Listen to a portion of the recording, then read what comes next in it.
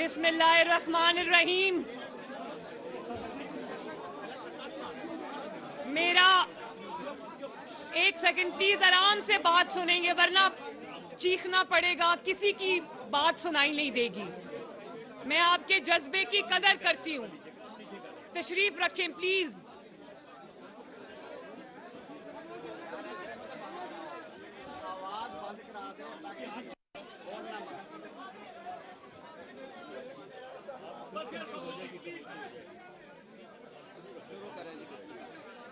मुझे आपके जज्बे की कदर है, लेकिन प्लीज नारे भी लगाएंगे, मिल के जिद्दोजहद भी करेंगे, बात भी करेंगे, लेकिन पहले ध्यान से बात सुन लें। ये स्टेज के पीछे भी प्लीज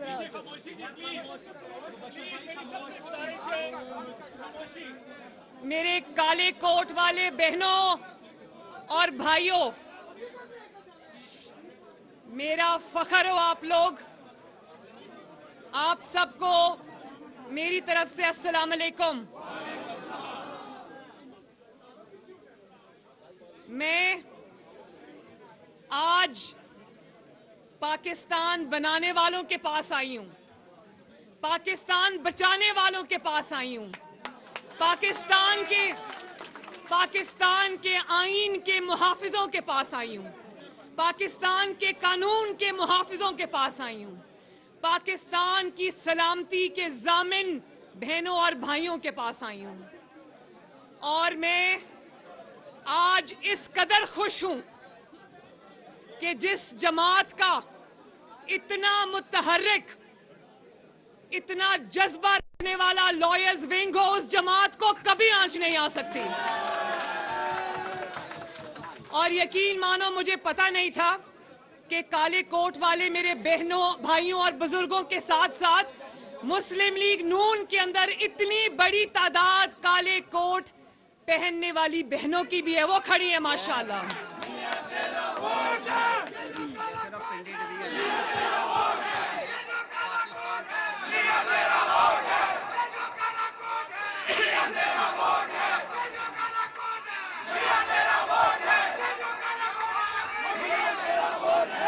और मुझे इस बात की भी खुशी है कि मुस्लिम लीग नून के पास आजम नजीर तारड़, राना सनाउल्लाह, अता तारड़, मोहसिन शाहनवाज रांझा, तलाल चौधरी, अनुषा रहमान जैसे वकला भी मौजूद हैं, दानियाल चौधरी जैसे वकला भी मौजूद हैं। और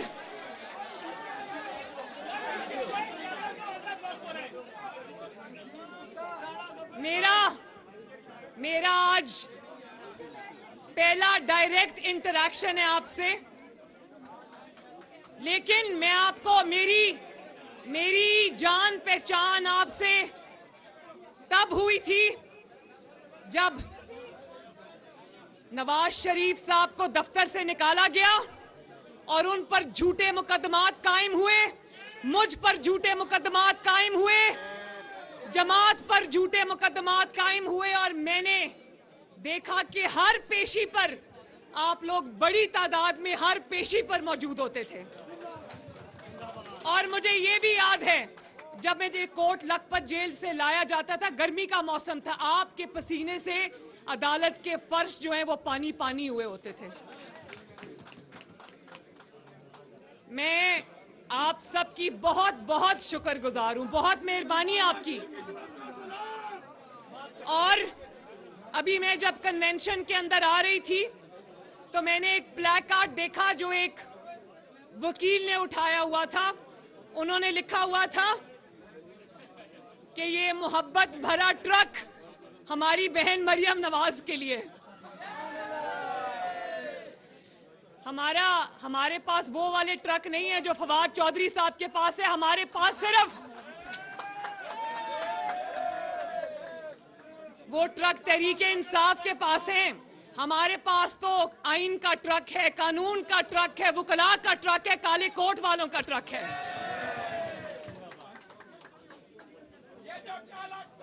इस्माइल नो बाद में। पाकिस्तान की मेरे भाइयों, आप सबसे बेहतर ये बातें कोई नहीं जानता कि पाकिस्तान की 76 साल तारीख में 40 साल पाकिस्तान के अंदर आमरीत रही है। आमरीत क्यों रही है पाकिस्तान में? किसी मुंतखब वजीर आजम ने कभी मुद्दत पूरी नहीं की। उसकी वजह है 4 डिक्टेटर्स आए पाकिस्तान में, 10-10 साल उन्होंने धौंस से, धांधली से, जोर से, ताकत से पूरे किए। कभी किसी अदालत ने जुर्रत नहीं की कि किसी डिक्टेटर के आगे खड़ी हो। और सितम ज़रीफ़ी इस बात की, सितम ज़रीफ़ी ये नहीं कि मुंतखब वज़ीर आज़म को निकालते रहे, सितम ज़रीफ़ी इस बात की कि ताकत के आगे भी सर झुकाया, डिक्टेटर्स के आगे भी सर झुकाया। मुंतखब वज़ीर आज़म को निकालते रहे, दफ्तर से बाहर निकालते रहे, सजाएं देते रहे, सियासी मुकदमात में उठाकर बाहर फेंकते रहे, लेकिन कभी किसी अदालत ने इतनी हिम्मत नहीं दिखाई कि किसी डिक्टेटर को भी कटहरे में लाकर खड़ा करे।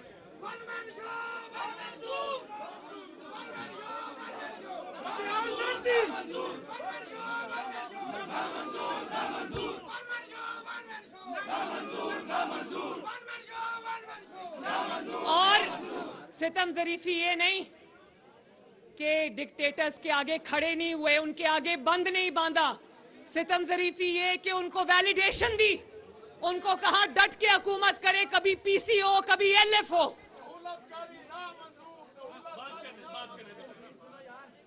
जब निकाला मुंतखब वजीर आजम को निकाला, जब धमकाया मुंतखब वजीर आजम को धमकाया।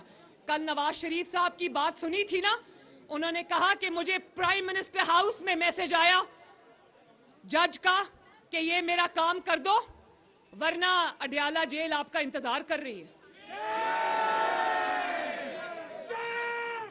वुकला से मैं कहती हूं, मुझे हाथ उठाकर बताएं, क्या कभी किसी अदालत ने किसी डिक्टेटर को नाअहल किया? जब किया अवाम के मुंतखब वजीर आजम को नाअहल किया। और जब वो पीसीओ और एलएफओ के नीचे हल्फ ले रहे होते थे, उस वक्त मुंतखब वजीर आजम को हथकड़ियां लगाकर उसके हाथ सीट से बांधकर जहाज में अदालतों में ले जाया जाता था। आपका जोर सिर्फ अवाम के, एक सेकंड बेटा, आपका जोर सिर्फ अवाम के वजीर आजमों पे चलता है। कभी किसी ने देखा कि किसी डिक्टेटर को सिसिलियन माफिया का लक़ब मिले? कभी किसी डिक्टेटर को गॉडफादर का लक़ब मिला?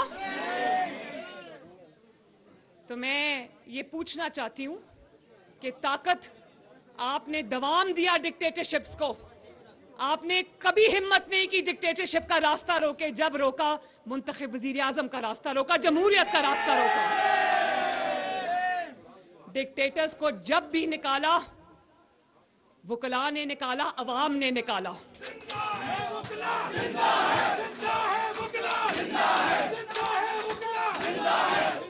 और आप सब लोग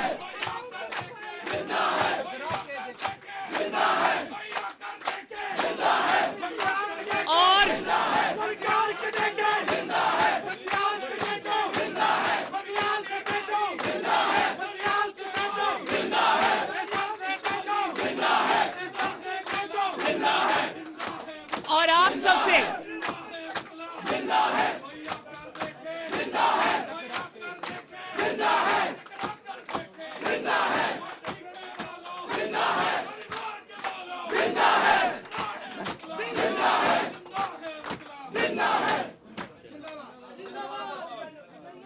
और आप सबसे बेहतर कौन जानता है, आप उस जिद्दोजहद में नवाज शरीफ और सियासी क़यादत के साथ शामिल रहे हैं।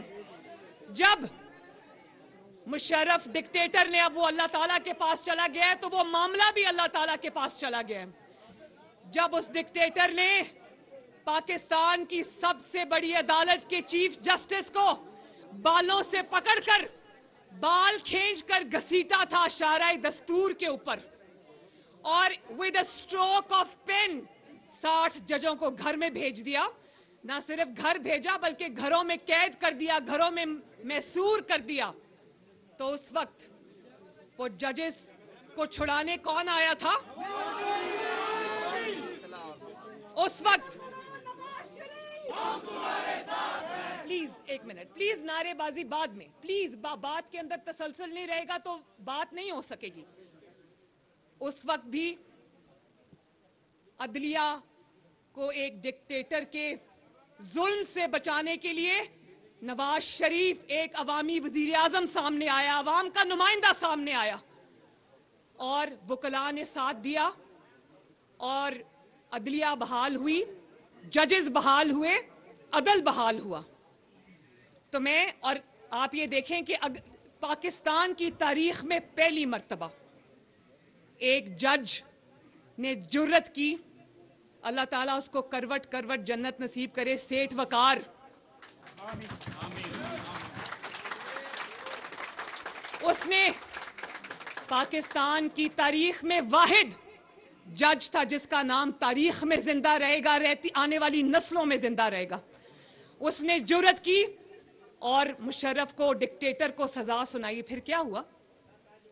फिर इन्हीं अदालतों की नाक के नीचे वो अदालत जिसका जज सेठ वकार था, उस अदालत को लपेट दिया गया। उस अदालत को सफाई हस्ती से मिटा दिया गया। ये 1970 या 60 की बात नहीं करी, अभी चंद साल पहले की मैं बात कर रही हूं। और फिर जब ये, अभी वो भी बात करते हैं, जब ये अभी केस चल रहा था इलेक्शन का अदालत में, तो मैं टीवी देख रही थी, टिकर्स आ रहे थे कि चीफ जस्टिस साहब उमर अता बंदयाल साहब जज्बाती हो गए। मैं बड़े अदब से ये कहना चाहती हूं कि चीफ जस्टिस साहब, आपको तब भी जज्बाती होना चाहिए था जब एक मुंतखब वजीर आजम को, करोड़ों अवाम के मुंतखब वजीर आजम को एक एक्सपायर्ड इकामा रखने पर उसको दफ्तर से बाहर निकाल दिया जाता है। आपको उस वक्त भी जज्बाती होना चाहिए था जब बाप का साथ देने पर, असूल का साथ देने पर, पाकिस्तान के आइन के लिए, कानून के लिए, जमहूरियत के लिए स्टैंड लेने पर लोगों की बहू बेटियों को उठाकर सजाए मौत की चक्कियों में फेंका जाता था। आपको तब भी जज्बाती होना चाहिए था जब राना सनाउल्लाह पर मंशियात का शर्मनाक केस बना और ना सिर्फ केस बना बल्कि जब इनका जमानत का केस था, जज सुन रहा था, जज उठ के अंदर गया, व्हाट्सएप पे कोई फैसला आया, वापस आए तो जज ही बदल गया। और जब पूरी मुस्लिम लीग नून को चुन चुन के, ये तलाल चौधरी आपके सामने यहां बैठा है, चुन चुन कर सच बात करने पर, हक बात करने पर, जमहूरियत की बात करने पर, आइन और कानून की बालादस्ती पर चुन चुन के या तो नाअहल किया गया, इलेक्शन से बाहर रखा गया, या फिर उनके ऊपर जुल्म और ज्यादती की गई, कहा गया तहरीके इंसाफ ज्वाइन करो या फिर पार्टी का टिकट छोड़ दो। तब भी आपको जज्बाती होना चाहिए था जब 2018 में पूरी दुनिया के सामने आरटीएस बिठा के आवाम की जो राय थी उस पर शब खून मारा गया। नवाज शरीफ का जीता हुआ इलेक्शन इमरान खान की झोली में फेंक दिया गया। तब आप जज्बाती नहीं हुए? तब आप जज्बाती नहीं हुए जब मैं जेल में थी। मैं अपनी बात आपको बताती हूं।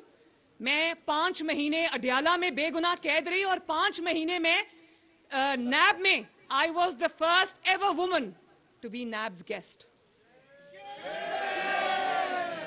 और आप जानते हो कि मेरे पे वो मुकदमा जिसमें मुझे 60 दिन नैब में 57 डेज रखा, उसके बाद 3-4 महीने मुझे कोट लखपत जेल में रखा। आप जानते हो वो रेफरेंस आज तक फाइल नहीं हुआ। उस वक्त आप जज्बाती नहीं हुए? उस वक्त आप जज्बाती नहीं हुए जब आपके ब्रदर जजेस के ऊपर वो जज जिनको आइन और कानून पर चलने की पादाश में उनकी फैमिलीज को सड़कों पे रुलने के लिए छोड़ दिया गया। जस्टिस काजी फाइज ईसा की बात कर रही हूं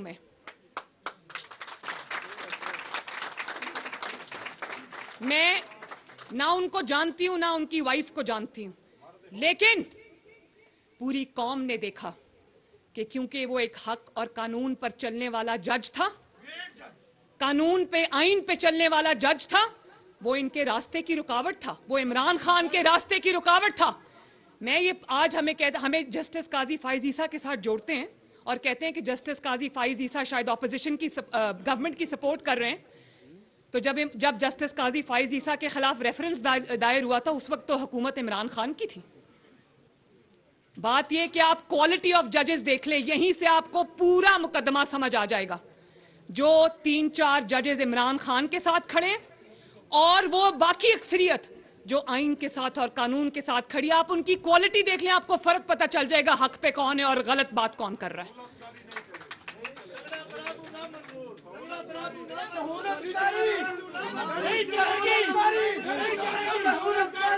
और फिर अभी सहूलतकारी की बात करते हैं, और फिर जस्टिस शौकत अजीज सदीकी जिन्होंने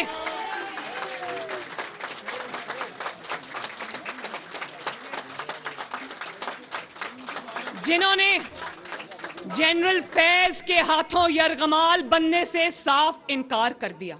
वो शोर शॉट चीफ जस्टिस था इस्लामाबाद हाई कोर्ट का, लेकिन शाबाश है कानून के ऐसे मुहाफिज के ऊपर जिसने उस वक्त के DGISI को के आगे दीवार बन के खड़ा हो गया। उसने कहा नाइंसाफी नहीं करूंगा। वो रिटायर हो गए और अभी तक उनका मुकदमा सुप्रीम जुडिशल काउंसिल में लटका हुआ है, उसकी सुनवाई नहीं हो रही। तब भी आपको जज्बाती होना चाहिए था। और चीफ जस्टिस साहब, मुझे बहुत अफसोस हुआ कि आपने ताना दिया जब पार्लियामेंटेरियंस खड़े होकर आइन और कानून की बात कर रहे थे, तो आपने ताना दिया कि कल तक जो जेलों में थे आज वो असेंबली में खड़े होकर तकरीरें कर रहे हैं। मैं आपको ये कहना चाहती हूं बड़े अदब से कि वो जेलों में इसलिए थे, वो जेलों में इसलिए थे क्योंकि आपका निजामे अदल उस वक्त जनरल फैज की मुट्ठी में था। वो जेलों में इसलिए थे कि जनरल फैज धमकाता था, डराता था जजेस को, उनकी वीडियोस दिखाता था और अपनी मनपसंद फैसले लेता था। और आज आप देखें, इमरान हर किसी का नाम लेगा, जनरल बाजवा का नाम भी लेगा, हर किसी का नाम लेगा, लेकिन उसके मुंह से कभी जनरल फैज का नाम नहीं आएगा। उसकी वजह ये है कि वो तब भी सहूलतकार था, वो आज भी सहूलतकार है।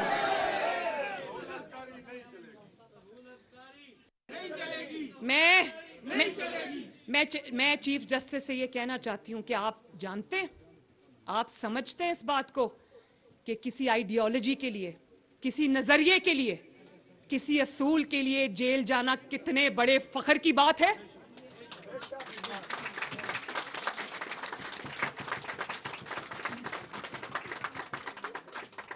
मैं 2 दफा सजाए मौत की चक्कियों में रहकर आई हूं, एक दिन मैं नहीं रोई, एक दिन मैं नहीं पछताई, क्योंकि मुझे पता था कि मेरा एक असूल है, मेरा एक नजरिया है, मेरा एक कॉज है, मेरा एक मिशन है उसके लिए। और हक का रास्ता, मेरे भाइयों मेरी बहनों, हक का रास्ता कभी आसान नहीं होता।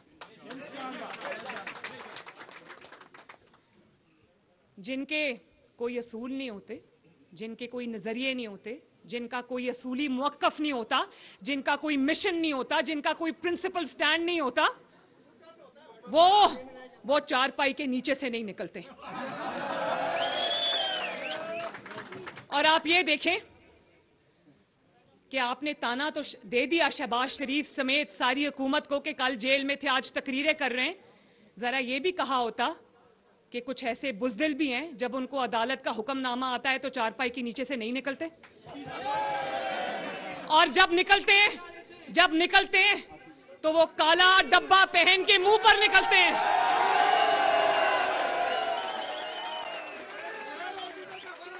वो जैसे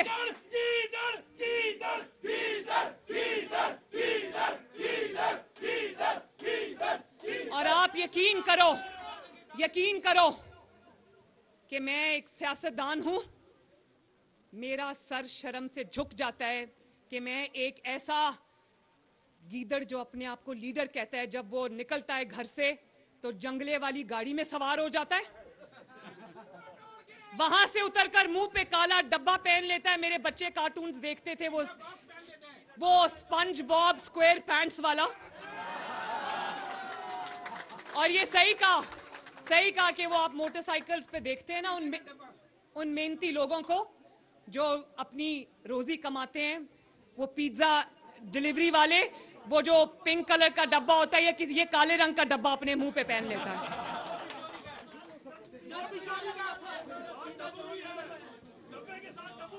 और चीफ जस्टिस साहब आपको ये भी कहना चाहिए था कि जो जेलें भुगत के आए हैं उन्होंने झूठे मुकदमे भी भुगते और आपकी नाक के नीचे भुगते, और ये जानते हुए भी कि मुकदमे झूठे हैं, मुकदमे सियासी हैं, मुकदमे जो है वो इंतकाम पर मबनी है, क्योंकि सियासत में नवाज शरीफ का मुकाबला नहीं कर सकते, हमेशा फाउल प्ले करते हैं। हमने वो जानते हुए भी वो मुकदमे भुगते। हमारी 200 से जायद पेशियां हैं, 150 से जायद पेशियां तो मैंने अपने बाप का हाथ पकड़कर मैं पेश हुई हूं अदालतों में। और कौन सी अदालत है जिसमें मुस्लिम लीग नून नहीं रुलती रही, चाहे वो सेशन कोर्ट्स हों, चाहे वो नैब कोर्ट्स हों, चाहे वो हाई कोर्ट्स हों, चाहे वो सुप्रीम कोर्ट्स हों। दुनिया की कोई अदालत नहीं है जिसमें मुस्लिम लीग नून को चक्कर आपने नहीं लगवाए। फिर भी गलत सजाएं भी काटी, लेकिन कानून के सामने पेश होकर एक नया प्रेसिडेंट सेट किया। ये वही करते हैं, आपसे सब बेहतर जानते हैं आप लोग, ये वही करते हैं जिनका दामन साफ होता है। जिनका दामन साफ नहीं होता ना, वो कहते हैं। कल मैं देख रही थी, नैब ने जब बुलाया पिंकी पीरनी को, तो उन्होंने आगे से कहा कि वो कोई पब्लिक ऑफिस होल्डर नहीं है। तो मरियम नवाज शरीफ कौन सी पब्लिक ऑफिस होल्डर थी? सरीना ईसा साहिबा कौन सी पब्लिक ऑफिस होल्डर थी? जब बात आती है, जब ये साइफर का ड्रामा किया इसने झूठा, तो वो देखा ऑडियो में, वो पीरनी साहिबा कह रही हैं कि अरसलान बेटा सबको गद्दारी में छुपा दो और गद्दारी से लिंक कर दो। और बात यह कि जब हीरे की अंगूठियां 5-5 कैरेट की अंगूठियों का हिसाब मांगो, जब तोशाखाना की चोरियों और डाकुओं का हिसाब मांगो, तो वो खातूने खाना बन जाती है। मैंने तो नहीं कहा कि मैं पब्लिक ऑफिस होल्डर हूं। जब आप पे कोई झूठा इल्जाम लगता है, आपका पहला इंस्टेंट रिएक्शन क्या होता है? आपका रिएक्शन ये होता है कि कर लो मेरा हिसाब, कर लो मेरी अगली पिछली नस्लों का हिसाब। हमें कहा जाता था कि अगर जुर्म नहीं किया तो तलाशी क्यों नहीं देते? तो हमने तो तलाशी दी, 5 साल 6 साल तलाशियां देते आए, निकला फिर भी एक इकामा। अब ये जरा बात उधर भी अप्लाई करो ना, जो जब से मुकदमात शुरू हुए तब से घर से नहीं निकलता। उसकी वजह है क्योंकि वहां पर इकामा का केस नहीं है, वहां बेटे से तनख्वाह लेने का केस नहीं है, वहां बाप के साथ खड़े होकर स्टांस लेने का केस नहीं है, वहां सारे केसेस असल है। टेरियन वाइट जो बच्ची अपनी है उसको डिक्लेयर नहीं किया, पूरी कौम से झूठ बोला और बार बार इलेक्शंस लड़े, वो फॉर्म्स फिल किए और उस औलाद को डिक्लेयर नहीं किया, कौम से बेढिठाई से झूठ बोला और कई साल से बोलता आ रहा है। और आज उसको पता है कि कोर्ट में पेश हो गया तो ना निगल सकता है ना उगल सकता है। तुम्हारी जाती जिंदगी से मुझे कोई सरोकार नहीं, तुम अपनी जाती जिंदगी में जो भी करते हो मैं उस पर बात नहीं करती, लेकिन ये झूठ तुमने जाती जिंदगी में नहीं बोला, ये झूठ तुमने कौम से बोला है। इसका तो हिसाब होगा। अगर एक वजीर आजम को इकामा पे निकाला जा सकता है तो दूसरे वजीर आजम को या अगले जो एस्पिरेंट है उसको इतना बड़ा बड़ा झूठ कौम से बोलने पर निकाला नहीं जाएगा? और फिर तोशा खाना का केस, लोगों को बाकी सब ने 75 साल में तोशा खाना के तोहफे कानून के मुताबिक खरीदे। ये पहला वजीर आजम है जिसने, ना सिर्फ उसने बल्कि उसकी घरवाली ने भी तोशा खाना के तोहफे जो है वो चोरी किए। और ना सिर्फ एक मिनट ना सिर्फ तोशा खाना के तोहफे चोरी किए बल्कि सऊदी अरबिया ने जो खाना काबा वाली घड़ी दी थी उसको जाके दुबई में बेच दिया। और उसका पैसा प्रॉपर्टी टाइकून के जहाज में रखकर फराह गोगी पाकिस्तान लेकर आई। वो पैसा कहां गया कोई नहीं जानता। और उसके बाद फॉरेन फंडिंग केस पे आ जाओ। आप सब जानते हो ईसीपी ने जो फैसला दिया उसका हर जो सफा है वो एविडेंस से, इररिफ्यूटेबल एविडेंस से भरा पड़ा है। तो अब पता चला है कि ये चारपाई के नीचे से क्यों नहीं निकलता। वरना अगर झूठे मुकदमे थे तो 2 दिन की बात है। ये तो अभी सहूलतकार अदलिया में बैठे हुए हैं, अभी सहूलतकार अदलिया में बैठे हुए हैं। अगर झूठे मुकदमे थे ना तो ये अदलिया 2 दिन में उड़ा के रख देती, कहती झूठे मुकदमे जाओ इमरान खान साहब आप बरी हो।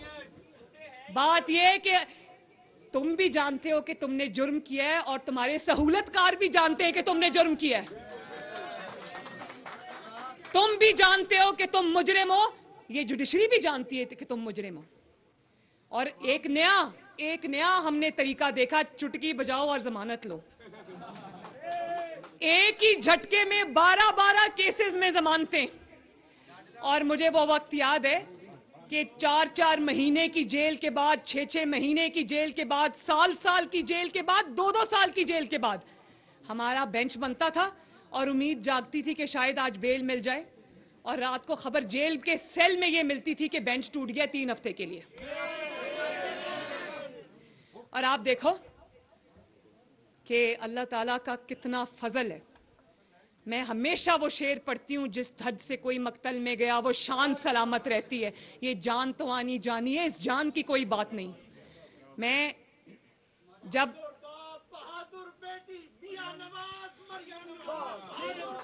और देखें मुझे फख्र है नवाज शरीफ पर, मुझे फख्र है अपनी मुस्लिम लीग नून पर। ये राना सनाउल्लाह यहाँ पर खड़े हैं, झूठा केस काट के आए हैं।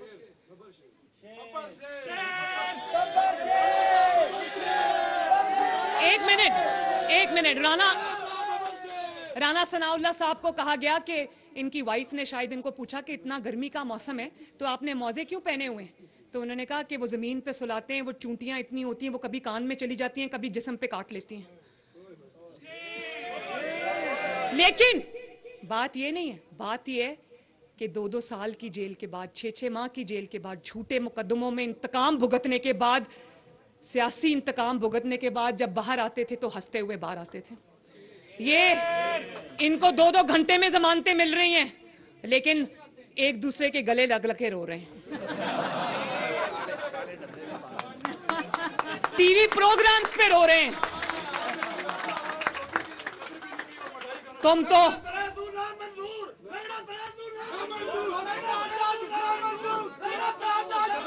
और एक मिनट और आप ये देखो कि वैसे जब ऑपोजिशन पे या हुकूमत पे अटैक्स करने होते हैं तब इनकी आवाज सुना करो। जब कोर्ट में पेश होना है तो व्हीलचेयर से नीचे उतरते।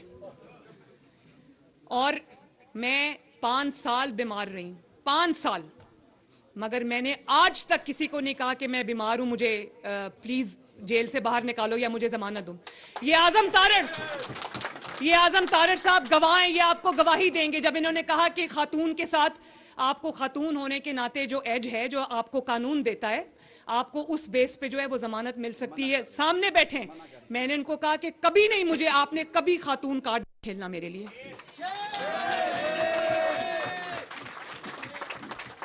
और आज भी मुझे डराते हैं कि तुम सीधी बात करती हो, वो हजम नहीं होती लोगों को, तो तुम्हारे पे कंटेम्प्ट लग जाएगी। तो मैं कहती हूं कि कंटेम्प्ट लगती है तो लगा दो। उस रिज्क से मौत अच्छी जिस रिज्क से आती हो परवाज में कोताही। और बस और मैं ये कहना चाहती हूं कि मैं तो तब नाअहल हो गई थी जब मैंने अभी कभी किसी लोकल बॉडीज का इलेक्शन भी नहीं लड़ा था, और 5 साल में नाअहल रही, 6 साल में नाअहल रही। तो नाअहली से उसको डराते हो जो 6 साल झूठी नाअहली भुगत के आई है, जेल काट के आई है। नाअहली से मत डराओ हमें, तुम्हें शायद ना वो मुंह पे काला डब्बा डाल के घूमने वाले बुज़दिलों की आदत हो गई है।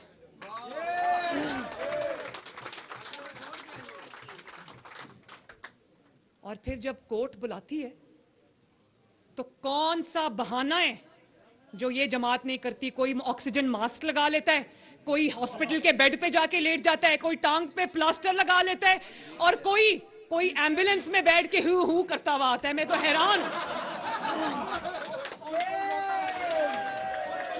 और याद करो वो दिन जब नवाज शरीफ साहब को जेल में हार्ट अटैक हुआ था, नैब की कस्टडी में उनके प्लेटलेट्स ड्रॉप किए थे।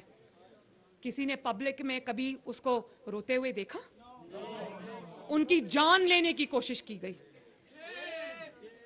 आपको अभी भी वो जस्टिस साकिब निसार की ऑडियो है ना, वो जो कह रहा था मरियम को ठोको, जो और तहरीके इंसाफ के वकील ख्वाजा तारिक रहीम को कह रहा है कि जब मरियम के खिलाफ कोई धमाका करो तो मुझे पहले बता देना। जो रिटायर होके ये कर रहे हैं, सोचो जब वो अपनी कुर्सियों पे बैठे होंगे तो वो क्या कर रहे होंगे।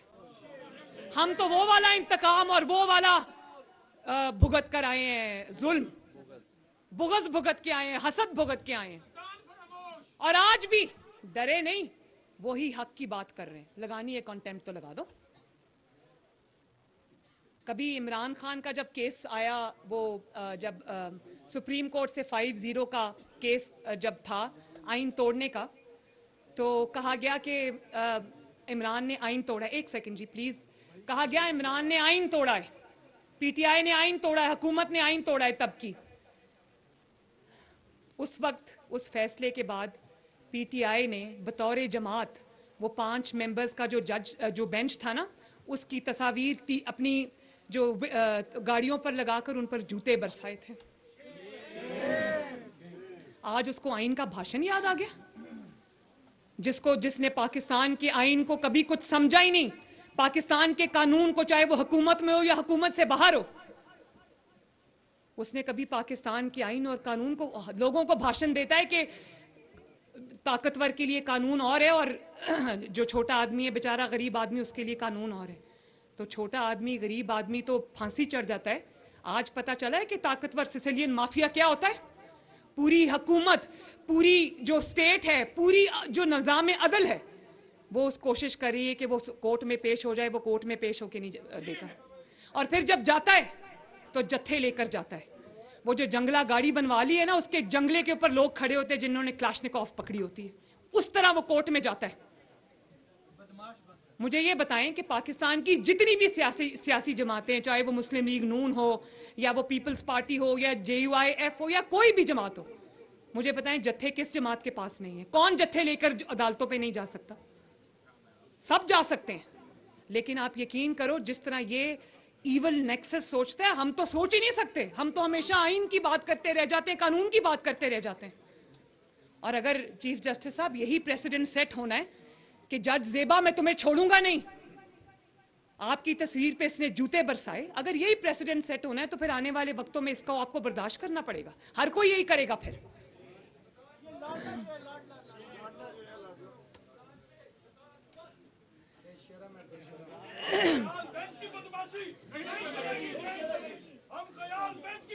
मतलब आप इस रिवायत को फरोग दे रहे हैं कि जत्थे लेके अदालत पे हमला आवर हो जाओ, हथियार लेकर अदालत पे हमला आवर हो जाओ, दहशतगर्द लेकर अदालत पे हमला आवर हो जाओ, पुलिस के ऊपर पेट्रोल बॉम्ब्स फेंको, उनके सर तोड़ो, आइन तोड़ो, कानून तोड़ो, आपको कुछ नहीं कहा जाएगा क्योंकि आप जत्थे लेकर आ गए। आप लोग आइन और कानून के रखवाले, मुझे बताएं ये रिवायत किसी भी तरह पाकिस्तान के मुस्तकबिल के लिए अच्छी है? और आइन शिकनी से याद आया, आइन शिकनी से मुझे याद आया कि 5-0 से सुप्रीम कोर्ट के बेंच ने कहा कि इमरान खान और उसकी जमात ने आइन तोड़ा है। तो मैं ये पूछना चाहती हूँ कि क्या आइन तोड़ना इतना छोटा जुर्म था आपकी नज़र में चीफ जस्टिस साहब, कि आइन तोड़ने वालों को आपने खुली छुट्टी दी कि हाँ आपने आइन तोड़ा है, फैसला आपके खिलाफ आया है, लेकिन आप स्कॉट फ्री हैं, जाओ आपको कुछ नहीं कहा जाएगा? क्या आइन तोड़ना इतना ही छोटा जुर्म है? और मैं ये पूछती हूँ कि जब आप लोग वकलाओ, आप बेहतर जानते हो कि जब एक कोर्ट के अंदर केस आता है कत्ल का, कत्ल एस्टैब्लिश हो जाता है, कातिल कोर्ट में खड़ा होता है या अदालत की रसाई में होता है, अदालत कहती है कत्ल हुआ है, फलां जगह हुआ है, फलां वक्त हुआ है और इसने किया है, और उसके बाद अदालत उस कातिल को छोड़ दे, तो क्या कहेगा ऐसे निज़ाम अदल पे इंसान? और वहां से उसको शय मिली, उसको पता चल गया मैं कुछ भी कहूं मेरे 2-3 सहूलतकार जो है वो मुझे बचा लेंगे। और आप देखो लॉन्ग मार्च जब हुआ, लॉन्ग मार्च में इन्हीं चीफ जस्टिस साहब ने फरमाया कि शारा दस्तूर पर इमरान लॉन्ग मार्च लेकर नहीं आएगा, वो आया, उसने डिफाई किया, और फिर चीफ जस्टिस साहब ने फरमाया हो सकता है इमरान को इतला ना मिली हो। पूरी दुनिया पिछले दिन टीवी पे देख रही थी कि वो पूरी दुनिया के सामने ट्रक पे चढ़ के कह रहा था कि हाँ चीफ जस्टिस साहब ने इजाजत दे दी, हम जा सकते हैं शारा दस्तूर पर, झूठ बोल रहा था। और अगले दिन आपने अदालत में कहा कि हो सकता है उसको इतला ना मिली हो। और उसके बाद जब वो आए, उनका लॉन्ग मार्च नाकाम हो गया, उसका गुस्सा उन्होंने इस्लामाबाद की ग्रीन बेल्ट्स पे निकाला, इस्लामाबाद की मेट्रो पे निकाला, वहां आगे लगा दी। जब ये वीडियोस सुप्रीम कोर्ट में पेश की गई तो अता बंदयाल साहब ने फरमाया हो सकता है आंसू गैस की वजह से ग्रीन बेल्ट्स में आग लग गई हो।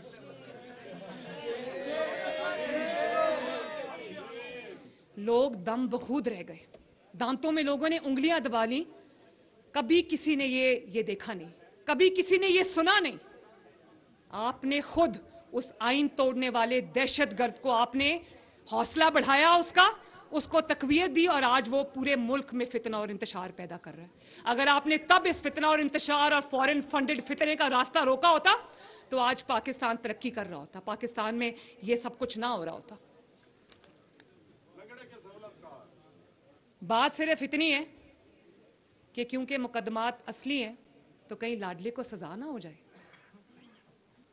कहीं फॉरेन फंडिंग पे सजा ना हो जाए, कहीं तोशा खाना की उस पे सजा ना हो जाए, चोरी पे, कहीं टिरियन खान वाले मुकदमे में सजा ना हो जाए। बात सिर्फ इतनी है कि क्योंकि इमरान ने और सहूलतकारों ने एक टाइमलाइन रखी हुई है कि क्योंकि सितंबर में नया चीफ जस्टिस आना है, उससे पहले जो सहूलतकारी करनी है कर लो।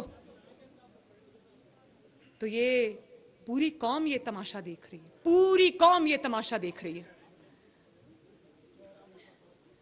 और आप किस शख्स को वापस लाना चाहते हैं? मैं पूछना चाहती हूं। जो शख्स 4 साल जब उसको इक्तदार मिला, उसके दिन रात उसका टोटल विजन ये था, दिन रात उसके इसी बात पे सोचते सोचते गुजरते थे, किसी का पंखा कब उतारना है, किसी का बिजली का बल्ब कब उतारना है, किसी का एसी कब बंद करना है। वो इंतकाम में अंधा शख्स, दिमागी तौर पे माजूर शख्स, कम ज़र्फ आदमी, जिसने आज आप कहते हो महंगाई है, आटे की लाइनें लगी हुई हैं, आटे के लिए लाइनें नहीं लगी हुई, फ्री आटा लेने के लिए लाइनें लगी हुई हैं।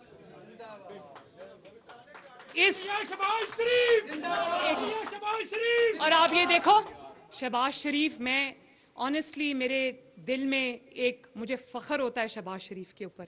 इन हालात में जब फाइनेंशियल क्रंच है, IMF जो है वो आपके सर पे सवार है, ऐसी हालत में भी शहबाज शरीफ ने 10 करोड़ अवाम को फ्री आटा देने का तहिया किया। और आपने कहा आटे के लिए लाइनें लगी हुई हैं, तो मैंने कहा आटे के लिए लाइनें छोटी हैं, इंसाफ लेने वालों के लिए लंबी लाइनें लगी, वहां भी तवज्जो करें जरा।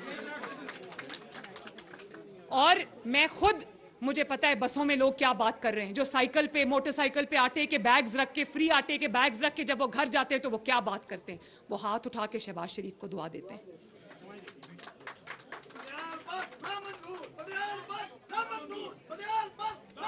नहीं, और आप किसको लाना चाहते हैं जिसने 4 साल अपनी नाअहली, नालायकी और इंतकाम ज़दा सोच से पाकिस्तान की मईशत तबाह की, पूरी दुनिया के मुल्कों से पाकिस्तान को लड़ा दिया, IMF के हाथों पाकिस्तान को गिरवी रख दिया, जिसने KPK में तो सत्यानाश किया ही किया। 10 साल से केपीके में कोई नया हॉस्पिटल, कोई नई सड़क नहीं बनी। अगर बनी तो उन लोगों की तकदीर बनी जो पीटीआई के मिनिस्टर्स थे केपीके के अंदर। होशरुबा दास्ताने करप्शन के स्कैंडल्स की, मालम जब्बा, बीआरटी, वो बिलियन ट्री सुनामी जो आज तक किसी ने देखी नहीं। और वहां पर गजब खुदा का कि वहां एहतसाब के सारे जो इदारे थे उनको ताला लगा दिया 5 साल। वहां तो बेड़ा गर्क किया। पंजाब में भी 3 का गैंग, वो फराग होगी, पिंकी पीरनी और बुजदार को मुसल्लत कर दिया पंजाब के 12 करोड़ अवाम के ऊपर। मैं तो कहती हूं, और वो क्या करते रहे, नवाज शरीफ सी पैक बनाता रहा, चाइना पाकिस्तान इकोनॉमिक कॉरिडोर, वो जी पैक गोगी पिंकी इकोनॉमिक कॉरिडोर बनाते रहे। और वो पंजाब के अंदर तबादलों के, अपॉइंटमेंट्स के करोड़ों रुपए ईंटती रही। और आज वो घरेलू खातून है।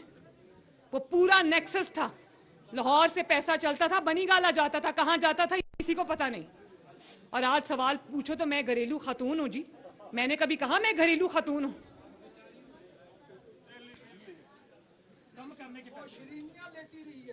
हीरो और प्लॉटों का पूछो तो घरेलू खातून बन जाती है। और फिर 2017-18 में साकिब निसार, जनरल फैज हमीद, सबसे बड़ा मुजरिम जानते हो कौन है?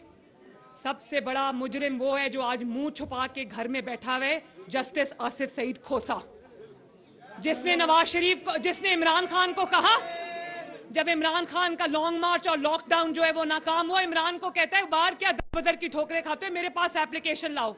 और फिर पूरी दुनिया ने देखा कि उसने एक इकामा पर नवाज शरीफ को निकाला। तुम चुप करके बैठ जाओगे आसिफ खोसा, इसका यह मतलब नहीं कि कौम को तुम्हारे जुराइम का पता नहीं है।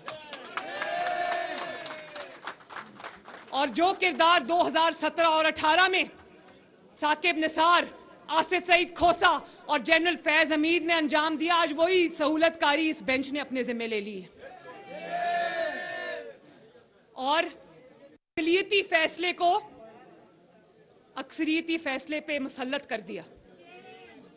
जो फैसला सुप्रीम कोर्ट के जजेस की अक्सरियत नहीं मान रही, हमें कह रहे हैं कि वो फैसला मानो।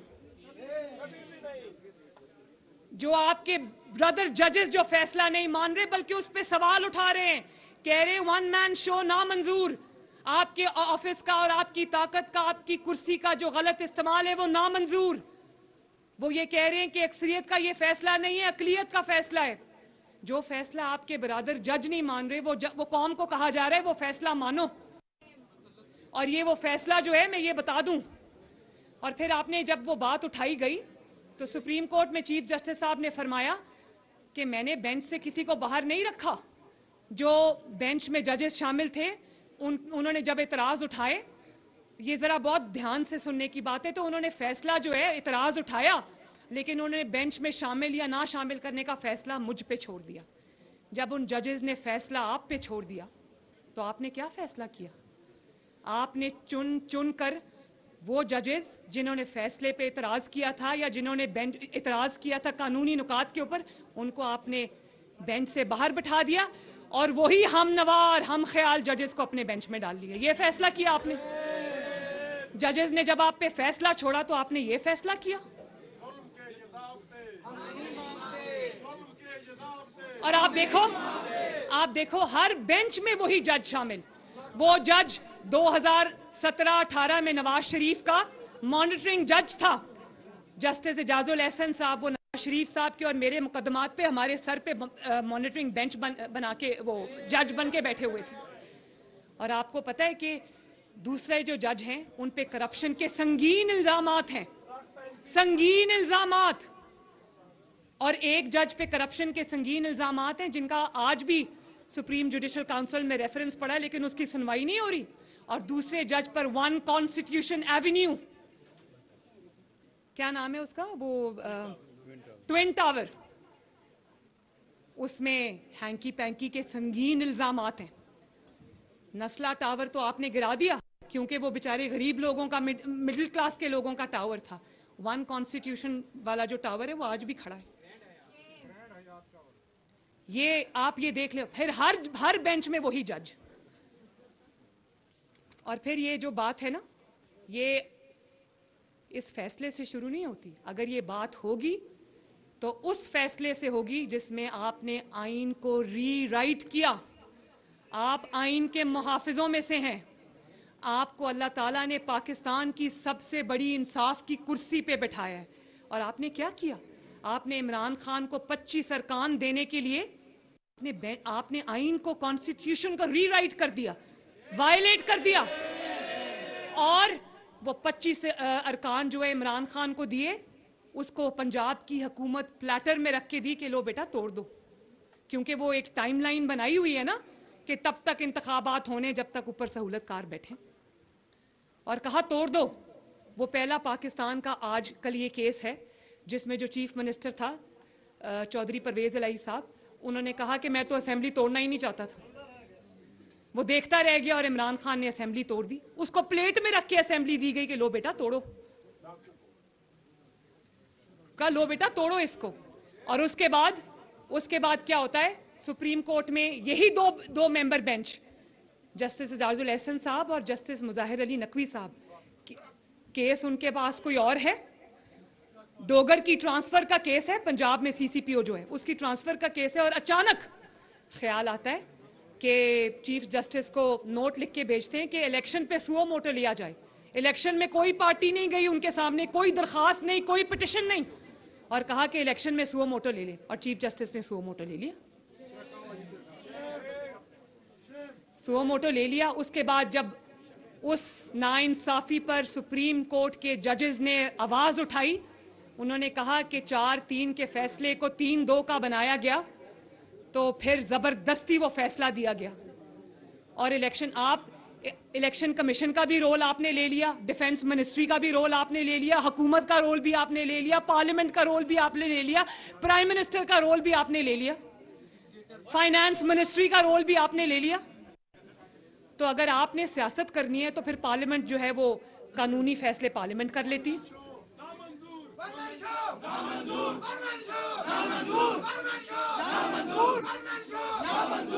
और फिर आपने कहा कि सियासी जमातें आपस में मशावरत कर लें।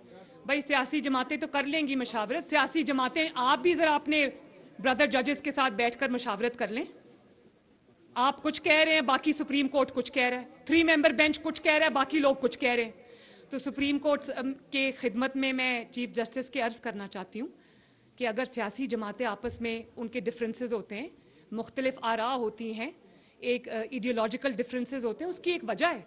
उसकी वजह है कि वो डिफरेंट स्कूल्स ऑफ थॉट से आते हैं, वो डिफरेंट आइडियोलॉजी के लोग होते हैं, उनमें बिकरिंग होती है क्योंकि उनके नज़रियात मुख्तलिफ होते हैं, उनकी सोच मुख्तलिफ होती है एक दूसरे से, उनके एजेंडाज मुख्तलिफ होते हैं, उनकी आइडियोलॉजी मुख्तलिफ होती है, इसलिए उनके अंदर बिकरिंग होती है।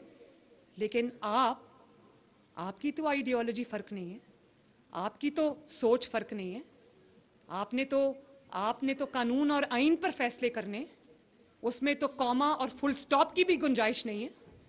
तो आपके अंदर कंसेंसस क्यों नहीं हो रहा? कंसेंसस इसलिए नहीं हो रहा कि ब्लेटेंटली एक शख्स को कौम पे फिर मुसल्लत करने की पूरी कोशिश हो रही है। लेकिन मैं ये बताना चाहती हूँ कि मैं अपने वकला भाइयों के सामने, बहनों के सामने ये बात करना चाहती हूँ कि ये 2018 नहीं हो गया। जो होना था, जो जुल्म होना था मुल्क के साथ, कौम के साथ, मईशत के साथ, वो हो गया।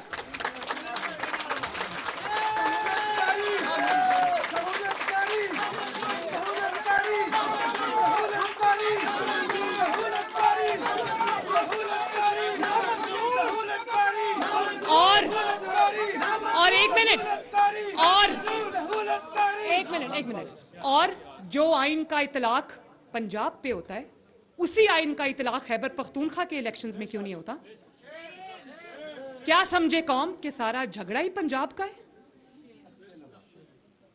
और जिन इलेक्शंस की आप बातें कर रहे हैं और जो इलेक्शन इमरान खान मांग रहा है ना, और जो इलेक्शन जो है वो इसलिए मांग रहा है सहूलतकारों की सहूलतकारी की वजह से, मैं आपको ये लिख के देती हूं कि इलेक्शन होगा इंशाअल्लाह ताला, ये हार जाएगा। जिन इलेक्शंस के लिए आज ये रोना डाल के बैठा हुआ, ये इन्हीं इलेक्शंस को नहीं मानेगा, ये इन्हीं इलेक्शंस को लेकर बैठा रहेगा अगले 5 साल भी।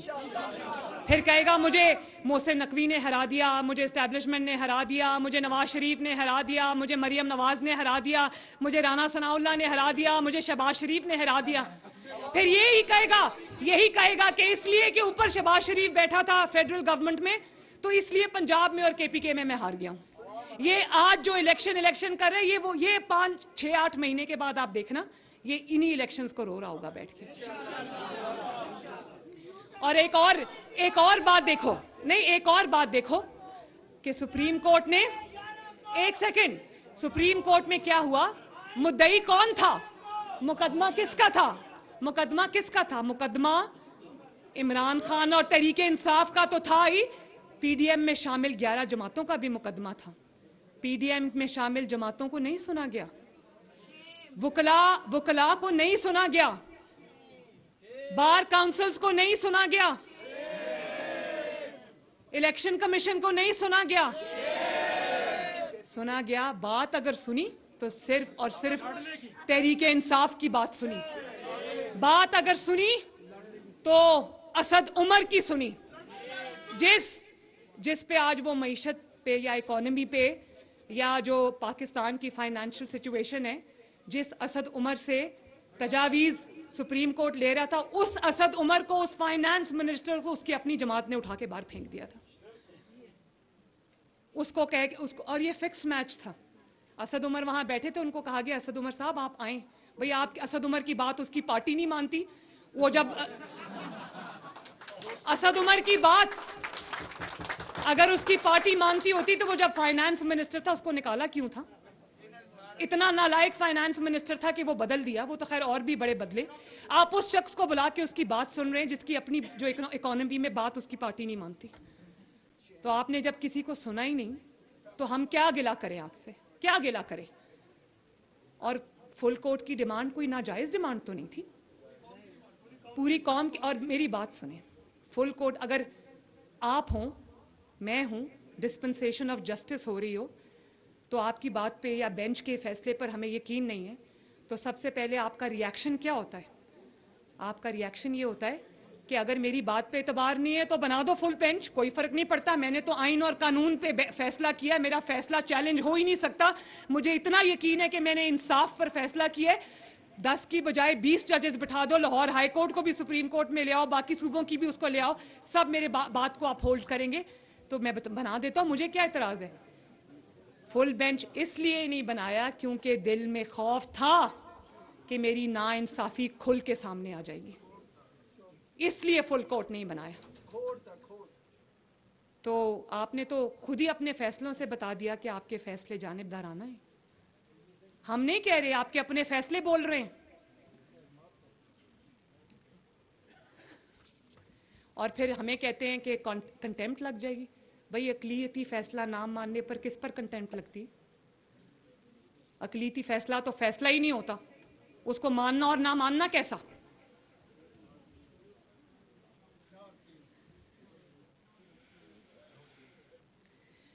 और मैं जब कहती हूं ये क्या हो गया? माइक को जरा देखें।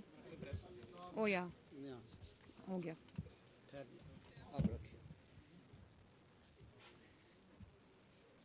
क्या चीफ जस्टिस को सुओ मोटो इनकी ऑडियो लीक्स पे नहीं लेना चाहिए था?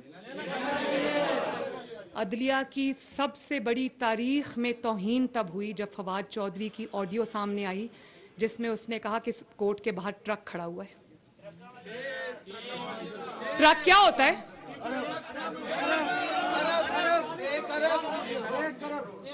ट्रक क्या होता है? और उसके बाद हम नहीं जानते ट्रक क्या होता है, लेकिन ट्रक कोई ऐसी चीज होता है जिसकी बात खुलेआम पब्लिकली नहीं की जाती, उसको किसी कवर में छुपाया जाता है, वो ट्रक होता है। और आपको सुओ मोटो तब लेना चाहिए था जब यास्मीन राशिद की ऑडियो सामने आई कि सुप्रीम कोर्ट में साडे बंदे बैठे हुए ने। वो खुलेआम ये बात कर रही है, प्लीज, वो खुलेआम ये बात कर रही है कि सुप्रीम कोर्ट में आप हमारे बंदे बैठे हुए हैं। आपको सुओ मोटो तब लेना चाहिए था जब चौधरी परवेज इलाही की ऑडियो सामने आई, जो जस्टिस मुज़ाहिर अली नकवी से मुलाकात के लिए जा रहे थे और जिन्होंने कहा कि मेरा केस जस्टिस मुज़ाहिर अली नकवी के आगे लगाओ क्योंकि वो साडा बंदा है। और उसके बाद आपने जब बात की उन ऑडियो लीक्स की तो आपने इन बातों को टच ही नहीं किया कि ऑडियो लीक्स में कहा क्या जा रहा है।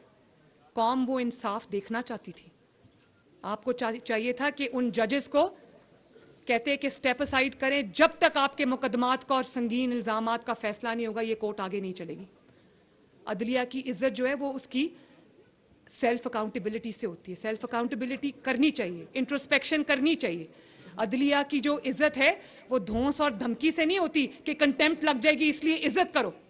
अदलिया की जो इज्जत होती है वो इसलिए होती है कि अदलिया के फैसलों में इंसाफ हो।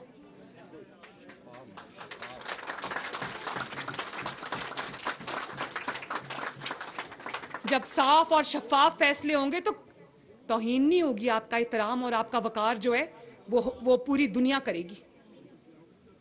तो मैं आइन में लिखा है कि इलेक्शन वक्त पे होंगे, हम भी कहते हैं कि इलेक्शन वक्त पे होंगे, वक्त से पहले नहीं होंगे। और क्योंकि वक्त से पहले किसी की अपॉइंटमेंट सूट करती है, किसी दिमागी मरीज ने कोई फैसला कर दिया है, उस फैसले को पूरा करने के लिए पूरी सुप्रीम कोर्ट, पूरी इस्टेब्लिशमेंट, पूरी सियासी पार्टीज, पूरा मुल्क उसके पीछे चल पड़े, ये नहीं होगा। जिसका ट्रैक रिकॉर्ड सिर्फ इंतशार है, फितना है, पाकिस्तान में जो अनरेस्ट है वो फैलाना है, जिसका एजेंडा यही है, उसके कहने पर पाकिस्तान की कोई चीज नहीं लेगी, कर लो जो करना है।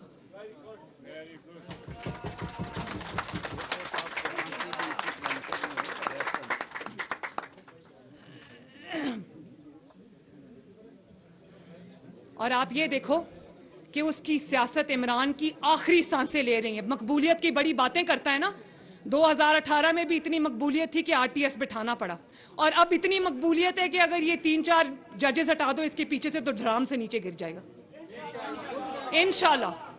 जो मकबूल लोग होते हैं उनको 3-4 जजेस की सहूलतकारी की जरूरत नहीं पड़ती, उनको जनरल फैज की जरूरत नहीं पड़ती, उनको जनरल बाजवा की जरूरत नहीं पड़ती, उनको साकिब निसार की जरूरत नहीं पड़ती। वो हम लोग इलेक्ट होकर आते हैं, इलेक्शन से नहीं डरते, यहां तक इलेक्ट होकर पहुंचे हैं।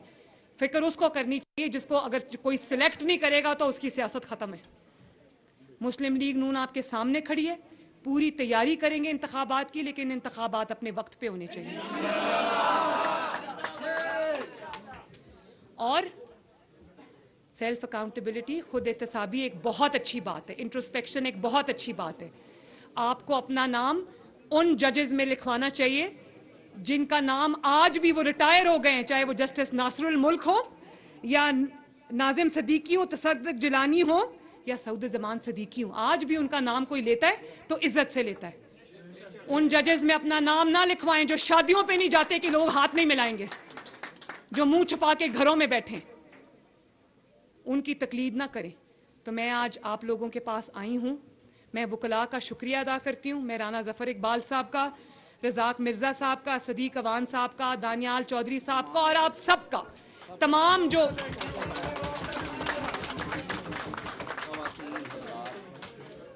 मैं आप सबका तहे दिल से शुक्रिया अदा करती हूँ। और मैं आपको ये कहना चाहती हूँ कि जब तक पाकिस्तान में इंसाफ का निजाम ठीक नहीं हो जाता, मैं चाहती हूं कि आप मेरे शाना बशाना मिलकर चलें।